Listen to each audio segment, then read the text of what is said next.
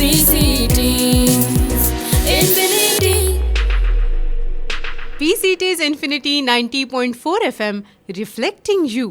श्रोते हो नमस्कार. आपण ऐकत आहात PCT's Infinity 90.4 FM आणि मी आहे तुमच्यासोबत RJ विद्या. श्रोते हो, नवरात्र विशेष नवधारा या कार्यक्रमात मी तुम्हा सर्वांचं खूप स्वागत करते. आज आहे 5वा दिवस म्हणजेच 5वी माळ. आपण गेले 5 दिवस वेगवेगळ्या विषयांवर बोलत आहोत. त्याचं वैशिष्ट्य असं आहे की त्या प्रत्येक विषयामध्ये 9 हा अंक आहे. म्हणजेच त्यामध्ये नवरस असतील, नवरत्न असतील, 9 रंग असतील. तसंच आजचा सुद्धा विषय खूप खास आहे.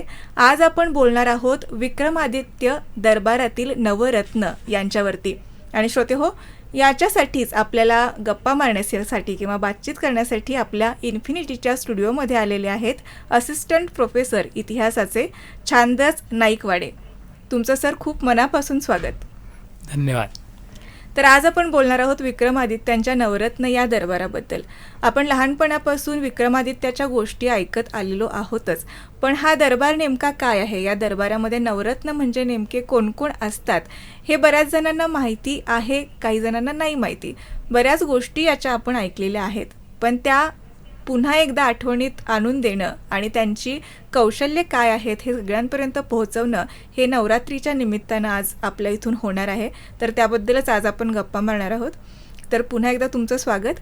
आणि मला सुरुवातीला हेच विचारावं असं वाटेल तुम्हाला की नवरत्न ही जी संकल्पना आहे ती संकल्पना नेमकी काय आहे? हां, तर नवरत्न ही जी संकल्पना आहे ती आपल्याला चंद्रगुप्त विक्रमादित्य म्हणजे समुद्रगुप्ताचा मुलगा हा या राजाशी जोडलेली आपल्याला दिसते. आता असा एक आदर्श राजा जो प्रजाहितदक्ष आहे, जो ज्याच्या राज्यात सगळीकडे भरभराट आहे आणि जो लोकांच्या कल्याणासाठी काम करतो. तर ह्या आदर्श राजाच्या अनेक गुणवैशिष्ट्यांपैकी एक गुणवैशिष्ट्य असं असतं कुठल्याही आदर्श राजाचं की तो त्याच्या दरबारामध्ये विशिष्ट शास्त्रज्ञ, कलाकार यांना एक राजाश्रय देत असतो.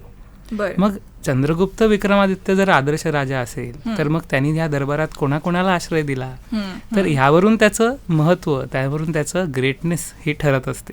मग त्यातूनच ही संकल्पना येते की ह्या चंद्रगुप्त विक्रमादित्याच्या दरबारामध्ये असे एक 9 शास्त्रज्ञ, कलावंत ह्यांचं असे एक प्रेझेन्स असेल की ज्यातून त्या विक्रमादित्याचं कौशल्य, भरभराट ही दिसून येते. आता ऐतिहासिक काळामध्ये किंवा ऐतिहासिक पुरावे जर आपण बघितले तर हे जे नवरत्न किंवा 9 लोक आहेत ते विशिष्ट एका कालखंडात असलेले आपल्याला सापडत नाहीत.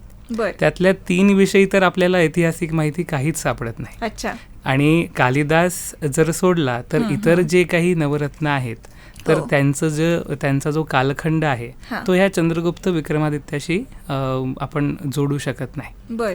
पण 12व्या शतकामध्ये ज्योतिर्विदाभरण नावाचा एक ग्रंथ आहे.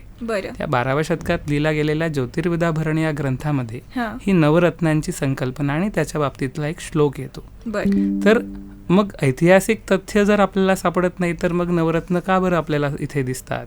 तर मग त्यामागचं कहाणी किंवा त्यामागची संकल्पना अशी आहे की 12वं शतक हे आपल्याला अफगाणी तुर्की आक्रमणकारांच्या त्या काळाचं शतक आपण म्हणतो. मग त्या काळामध्ये जिथे सगळीकडे विनाश आणि इतर निगेटिव्ह गोष्टी आपल्याला दिसतात, मग त्या काळामध्ये एका वैभवपूर्ण भूतकाळाचं स्मरण करणे, एका वैभवपूर्ण भूतकाळाची आशा किंवा पुढच्या भविष्याची आशा लोकांना दाखवणे, यासाठी एक आदर्श राज्य या काळातही होतं, जुनं होतं आणि ते पुढेही राहू शकेल अशी एक आशावादी संकल्पना रुजवण्यासाठी ही नवरत्नांची संकल्पना आहे. खरं आहे, म्हणजे उद्देश हा खूपच चांगला आहे की तो त्या काळचा जो आदर्श आहे तो पुढच्या पिढीपर्यंत पोहोचणं हे खूप गरजेचं आहे. कारण नवरत्न याच्यामध्येच सगळं काही सामावलेलं आहे. रत्न असा असतो की खूप काही गोष्टी त्याने अनुभवलेल्या असतात, मग त्या चांगल्या असोत किंवा वाईट असोत, आणि त्यातूनच जी उत्पत्ती होते ती अस्सल असते आणि चांगली असते आणि चकाकणारी असते. असेच हे नवरत्न होते आणि त्याबद्दलच आज आपण बोलणार आहोत. तर विक्रमादित्याबद्दल आपण बोलतो, पण त्या काळी विक्रमादित्य ही 2 विक्रमादित्य होऊन गेले असं सुद्धा आपल्याला माहितीत आहे. तर त्याबद्दल काय सांगाल? तर विक्रमादित्य हे कुण्या एका विशिष्ट राजाचं नाव असण्यापेक्षा हा. ती एक उपाधी म्हणून वापरलेली, उपाधी म्हणून घेतलेली अनेक राजांनी आपल्याला दिसते. बर त्याचं मूळ सुरुवात त्याची होते ही शकांचा पराभव करणारा इसवी सन पूर्व 57 साली हा. शकांचा पराभव करून नवीन विक्रम संवताची सुरुवात करणारा जो राजा तो विक्रमादित्य, बर. त्यापासून होते. आता ह्या विक्रमादित्याचे शिलालेखीय किंवा नाणकशास्त्रीय पुरावे आपल्याला सापडत नाहीत, ते साहित्यातच सापडतात. बर. परंतु हा शकांचा पराभव करणारा विक्रमादित्य जो आहे हा. त्या विक्रमादित्याचं राज्य हे एक आदर्श राज्य होतं आणि त्यापासून मग पुढे हा विक्रमादित्य हे नाव जे आहे हा. ते प्रसिद्ध झालं. बर पुढे आपण जेव्हा बघतो तर दुसरा चंद्रगुप्त किंवा चंद्रगुप्त विक्रमादित्य जो आहे समुद्रगुप्ताचा मुलगा, बर ह्यांनीही ही उपाधी म्हणून आपल्या स्वतःच्या नावाला लावून घेतलेली आहे. बर मुख्य म्हणजे योगायोग म्हणजे पुढचा हा जो चंद्रगुप्त विक्रमादित्य हा, आहे हा. यांनीही पुढे जाऊन शकांचा पराभव केला होता आणि त्यांनी शकारी नावाची उपाधी पण स्वतःला घेतली होती. अच्छा. तर विक्रमादित्य आणि इतर विक्रमादित्य ही जी आहे ती एक पदवी किंवा उपाधी म्हणून आपल्याला अनेक राजांनी ह्याच्या पण पुढे लावलेली दिसते. अच्छा. त्यामुळे एक विशिष्ट राजा किंवा विशिष्ट व्यक्ती असण्यापेक्षा हा. ती एक संकल्पना किंवा ती एक उपाधी अशी आहे. अच्छा, म्हणजे विक्रमादित्य राजाचे बरेच गुण आपल्याला माहिती आहेत की तो न्यायप्रिय आहे, दानशूर आहे, बरोबर. त्याचबरोबर प्रजाहितदक्ष सुद्धा आहे आणि या गुणातूनच म्हणजे त्याचा शौर्य, न्याय आणि याचे पराक्रम याच्यातूनच ही पदवी विक्रमादित्य अशी त्यांना मिळालेली आहे त्या राजाला. तर दरबारामध्ये अनेक लोक म्हणजे 9 रत्न 9 लोक होऊन गेली. म्हणजे तुम्ही म्हणताय तसं की ही 9 लोक एकाच वेळी एका दरबारात त्यावेळी नव्हती, पण आपला आदर्श, आपल्या राज्याचा त्या काळाचा आदर्श लोकांसमोर असावा म्हणून ही रत्न आपल्यापर्यंत अशा पद्धतीनं पोहोचवलेली आहेत जेणेकरून त्यांचे कलागुण आपल्यापर्यंत पोहोचतील. तर त्याबद्दल तुम्ही सांगाल की हे नवरत्न कोण होते? हां, आता हे नवरत्न जे आहेत त्यातला पहिला म्हणजे प्रख्यात कवी आणि नाटककार कालिदास. हां. दुसरं खगोलशास्त्रज्ञ वराहमिहिर. बर. तिसरा वैद्य धन्वंतरी, राजवैद्य त्या काळातला. हां. आणि चौथा म्हणजे कोशकार म्हणून ओळखला जाणारा अमरसिंह. बर. पाचवा म्हणजे प्राकृत भाषेच्या व्याकरणाची रचना करणारा वररुची. हां हां. त्यानंतर वेताळ पच्चीसी मधला वेताळ भट्ट. बरं.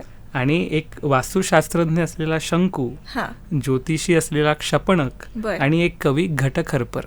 अच्छा. असे हे नवरत्न आहेत. बर. आता ह्यामधला कालिदास जो आहे तो तर आपल्या सगळ्यांना ठाऊक आहे, हो. जगप्रसिद्ध आहे.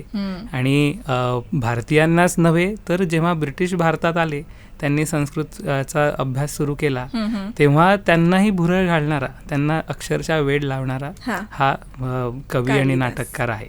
कालिदासाच्या लेखनामध्ये कालिदासाचा स्वतःचं काळ हा तो सांगत नाही, त्यामुळे कालिदासाच्या जन्ममृत्यूबद्दल पण अनेक दंतकथा आहेत. परंतु त्याचं जे योगदान आहे ते कवी आणि नाटककार म्हणून. कालिदासाचे 2 महाकाव्य रघुवंशम आणि कुमारसंभवम, त्यानंतर खंडकाव्य किंवा लघुकाव्य मेघदूत आणि ऋतुसंहार, आणि 3 नाटकं अभिज्ञान शाकुंतलम, मालविकाग्निमित्रम आणि विक्रम उर्वशीयम. हे त्याच्या प्रमुख रचना आहेत. त्यातल्या त्यात सगळ्यात प्रसिद्ध रचना त्याची अभिज्ञान शाकुंतलम आणि मेघदूतम या रचनांसाठी तो प्रसिद्ध आहे. आणि इतका प्रसिद्ध असल्यामुळे किंवा त्याच्या कलागुणांमुळे त्याला कवी कुलगुरू अशी उपाधी आपण दिलेली आहे. बरं. तर असा हा कालिदास. कालिदासांनी इतकी महाकाव्य लिहिली, लघुखंड लिहिलं, त्यांनी नाटके सुद्धा लिहिलेली आहेत. त्यावेळचं वर्णन करणाऱ्या गोष्टी खरं तर या त्याच्या लेखनामधून त्यांच्या आपल्यापर्यंत पोहोचतात. तर त्याच्याबद्दल एका लाईनमध्ये प्रत्येकाबद्दल तुम्हाला सांगता येईल का की त्याने काय लिहिलं? आता महाकाव्य रघुवंश लिहिलं, तर त्या रघुवंश काव्यामध्ये कशाचा उल्लेख केला? रघुवंशामध्ये हा जो सूर्यवंशी राजा दिलीप, रघु, अज आणि दशरथ आणि राम ह्या पराक्रमी राजांच्या भोवती ते महाकाव्य आहे. कुमारसंभव यामध्ये शिव आणि पार्वती यांची तपश्चर्या, विवाह ह्या सगळ्या गोष्टींचं वर्णन आहे. मेघदूत हे तर विरह काव्याचं मोठं उदाहरण आहे. त्यामध्ये रामगिरी पर्वतावर हद्दपार झालेला एक यक्ष तो पावसाळ्यातला मेघाला आपला दूत बनवून आपल्या पत्नीकडे अलंकापुरीला जी पत्नी त्याची आहे तिला संदेश पाठवतो. तो संदेश म्हणजे हे मेघदूत काव्य आहे. ऋतुसंहार मध्ये वेगवेगळे ऋतू, 6 ऋतू जे आहेत, ग्रीष्म, वर्षा, शरद, हेमंत, शिशिर आणि वसंत, या ऋतूचं त्यांचा मानवी मनावर होणारा परिणाम ह्याचं वर्णन आहे. अभिज्ञान शाकुंतलम हे तर जगात प्रसिद्ध असल्यामुळे त्याची स्टोरी लाईन जी आहे ती राजा दुष्यंत आणि शकुंतला यांच्या प्रेमकथेवर ते आधारलेलं आहे. मालविका अग्निमित्र हा शुंग राजा, अग्निमित्र शुंग जो आहे ह्याची प्रेमकथा, अग्निमित्र आणि मालविका ह्यांची प्रेमकथा म्हणून मालविका अग्निमित्रम असं आहे. आणि विक्रम उर्वशीयम त्यामध्ये राजा पुरुरवा आणि उर्वशी ही अप्सरा यांची प्रेमकथा आहे. वा, किती सुंदर. म्हणजे इतकं सारं कालिदासांनी लिहून ठेवलेलं आहे. खरं तर प्रत्येकाने याचा अभ्यास करण्यासारखा असाच आहे. आता दुसरा म्हणजे वराहमिहीर. वराहमिहीर याचा कालखंड थोडा अलीकडचा मानला जातो, परंतु वराहमिहीर हा एक ज्येष्ठ खगोलशास्त्रज्ञ, गणितज्ञ, ज्योतिषी आणि विश्वकोशकार अशा अनेक कलागुणांसाठी, अशा अनेक शास्त्रांसाठी तो प्रसिद्ध आहे. त्याचं सगळ्यात महत्त्वाचं कार्य किंवा सगळ्यात महत्त्वाचा ग्रंथ म्हणजे पंचसिद्धांतिका. तर खगोलशास्त्रामध्ये आपले ग्रह तारे, त्यांचे जे काळ आहे, ह्या सगळ्या समजून घेण्याच्या वेगवेगळ्या पद्धती आहेत, त्याला सिद्धांत म्हणतो. तर त्या काळामध्ये ज्या एक्झिस्टिंग सिद्धांत होते 5, त्यांचा विश्लेषणात्मक अभ्यास या पंचसिद्धांतिकामध्ये केला आहे. असे 5 वेगवेगळे खगोलशास्त्रीय सिद्धांताचं त्यांना ज्ञान होतं. ते स्वतः सूर्य सिद्धांताचं परंपरेचे फॉलोअर होते, परंतु इतर सिद्धांतांबद्दलचं ज्ञान त्या ग्रंथामध्ये आहे. आणि त्या काळात दुसरे कुठले ग्रंथ या सगळ्या सिद्धांतांबद्दल लिहून ठेवत नाहीत. पण त्या काळामध्ये खगोलशास्त्राचं ज्ञान भारतामध्ये कशा प्रकारचं होतं, किती खोलवर रुजलेलं होतं, ह्याची माहिती आपल्याला या पंचसिद्धांतिक नावाच्या ग्रंथातून मिळते. किती गोष्ट महत्वाची आहे. मला आता टेक्नॉलॉजी इतकी पुढे गेली, आपण ग्रहताऱ्यांचा अभ्यास करतो त्या टेक्नॉलॉजीच्या माध्यमातून, पण त्यावेळी असं खरं तर काही नव्हतं. वातावरणातील बदल आणि चंद्र सूर्याचे जे काही बदल होतात त्याच्यावरून सगळ्या गोष्टीचे अंदाज बांधत या सगळ्या गोष्टी पूर्वीपासून आतापर्यंत ह्या पोहोचत आलेल्या आहेत.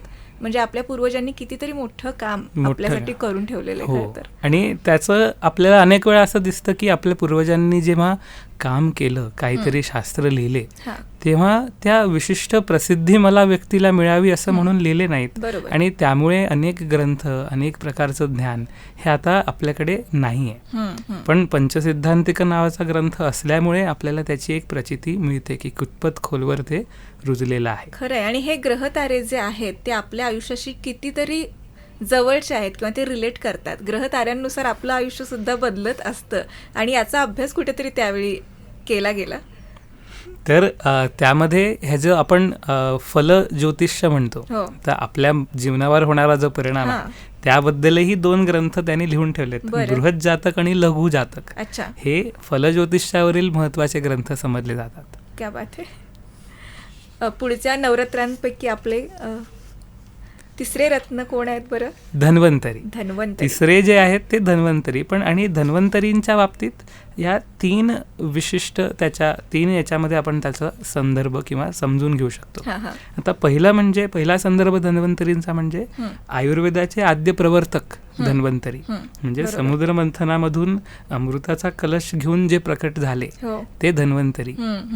दुसरा धन्वंतरींचा संदर्भ येतो तो एक या विक्रमादित्याच्या दरबारामध्ये असलेला एक वैद्य, खूप प्रसिद्ध असा एक धन्वंतरी नावाचा वैद्य, असा एक संदर्भ त्यांचा येतो. आणि तिसरा म्हणजे धन्वंतरी निघंटू नावाच्या ग्रंथाचा रचयिता असाही एक धन्वंतरी आपल्याला सापडतो. त्यामुळे ह्यातला आपला दरबारात असलेला धन्वंतरी हा त्या काळचा एक होऊ शकतं की त्या काळचा महत्वाचा प्रख्यात वैद्य असावा. आणि पौराणिक याच्यानुसार धन्वंतरीला हे आपण आयुर्वेदाचा उद्गाता मानलं गेला आहे. मला वाटतं आयुर्वेदामध्ये जे शस्त्रक्रियेचे जनक मानले जातात ते सुद्धा शल्यतंत्र म्हणून हे धन्वंतरीकडे होतं. त्यांनी असं काही लिहून ठेवलेलं नाही असं म्हणतात, पण त्यांची शिकवण ही पुढेपर्यंत खूप मोठी होती. तर धन्वंतरींची शिकवण आपल्याला कशातून दिसते की धन्वंतरींचे एक शिष्य आहेत सुश्रुत. हा. सुश्रुत हे खूप प्रख्यात आहेत आपल्याकडे. हो. आणि ते सुश्रुताचं जे ज्ञान परंपरा आहे हा. ती धन्वंतरींची ज्ञान परंपरा आहे. त्यामुळे धन्वंतरींचं जे महत्त्व आहे ते त्यातून आपल्याला दिसतं. अच्छा. पुढे आपण गेलो तर अमरसिंह, अमरकोशाचे जनक अमरसिंह बर. हे खूप महत्त्वाचे एक साहित्यकार त्या काळातले आहेत. हा, हा. त्या अमरसिंहांनी जो कोश लिहिला, अमरकोश, तो आजही संस्कृतचे अभ्यासक जे आहेत त्यासाठी एक अनिवार्य संदर्भ ग्रंथ असल्यासारखा आहे. बर. तर त्यामुळे अमरकोश अमरकोशाच्या नावाने हे अमरसिंह हे आपल्या भारताच्या इतिहासामध्ये अजरामर आहेत. अच्छा. त्यांचाही कालखंड जो आहे तो अनिश्चित आहे थोडा, हा, हा. परंतु आपण त्यांना चंद्रगुप्त विक्रमादित्याच्या थोडं नंतरचं असं विद्वान त्याला ठेवतात. एक अच्छा. 6वे ते 8वे शतक या कालखंडामध्ये अमरसिंहांनी ती रचना केली असावी बर. असं विद्वानांचं म्हणणं आहे. अच्छा. किती सुंदर. म्हणजे आपण आत्तापर्यंत ज्या लोकांबद्दल माहिती बघितली की विविध गोष्टी त्यांच्याबरोबर होत्या आणि त्यातलं सखोल ज्ञान, पांडित्य म्हणतो आपण त्याला, हे त्यांच्याबरोबर होतं. श्रोते हो, अजून बरेच नवरत्नांपैकी काही रत्न आपण पुढे जाणून घेणार आहोत, पण त्याच्या आधी घेऊया एक छोटासा ब्रेक. ऐकत रहा फक्त PCET's इन्फिनिटी 90.4 FM वर नवधारा हा नवरात्र विशेष कार्यक्रम RJ विद्यासोबत.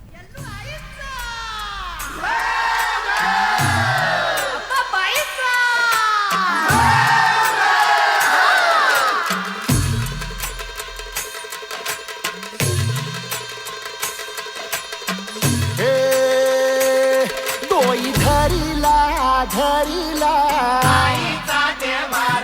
पाळी लाविला बहला लिंबाचा बांधिला आग तुझी भरून गवटी आई गोंधळ मांडिला ये ग तुझा घरा डोई धरिला आईचा देवारा.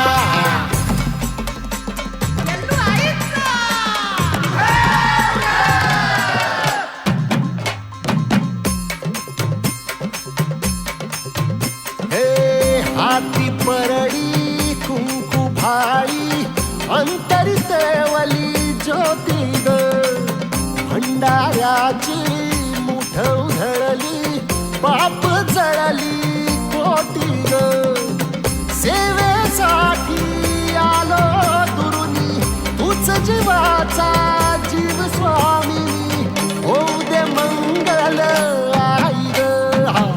हाती परडी आई अंतरितवली ज्योती भंडाऱ्याची मुठ उधळली बाप जळली कोटी ग.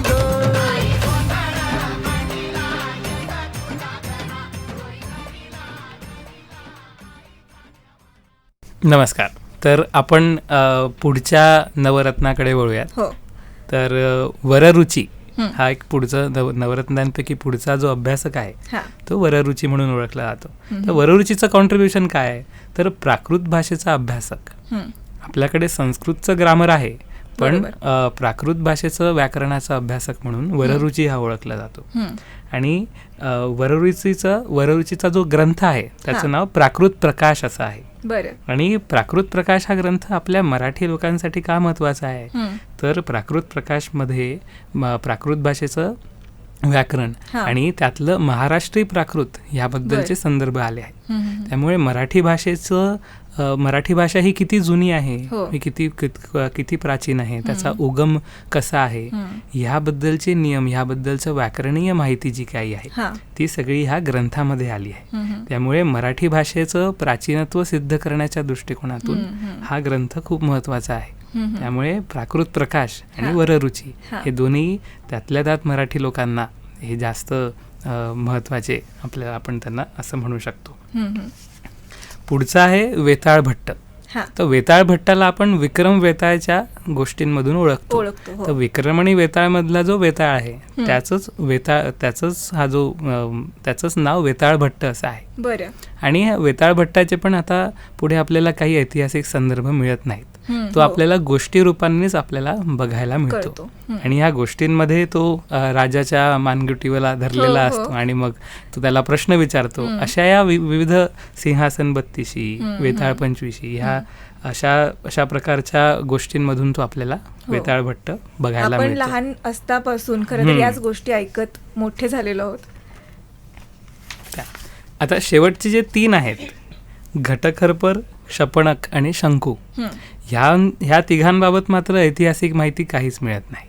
बरं. ऐतिहासिक माहिती मिळत नाही तरी पण ह्यांचं आपण त्यामध्ये नवरत्नांमध्ये समावेश केल्याचं कारण असं असू शकतं की 9 हा जो आकडा आहे हा पूर्ण करण्यासाठी, कारण की 9 रत्न, आणखीन अनेक गोष्टी 9शी संबंधित असल्यामुळे हे 3 लोक त्यामध्ये इन्क्लूड नंतर किंवा त्या 9ची संख्या पूर्ण होण्यासाठी केले गेले असावेत असा एक अंदाज आहे. अच्छा. तर घटखरपर काय आहे, तर घटखरपर नावाचं एक 22 श्लोकांचं संस्कृत यमक काव्य आहे. बरं. त्यामुळे घटखरपर हा एखादा कवी असण्याची शक्यता आहे. अच्छा. ह्या कवीने अशी प्रतिज्ञा घेतली होती की जो कोणी यमक साधण्यामध्ये त्याला हरवेल त्याच्या समोर तो फुटलेल्या मडक्याच्या तुकड्यातून पाणी पिईल. बरं. फुटलेला मडका म्हणजे घट खरपर, घट म्हणजे मडकं आणि खरपर म्हणजे त्याचा तुकडा, म्हणून घटखरपर असं त्याचं नाव.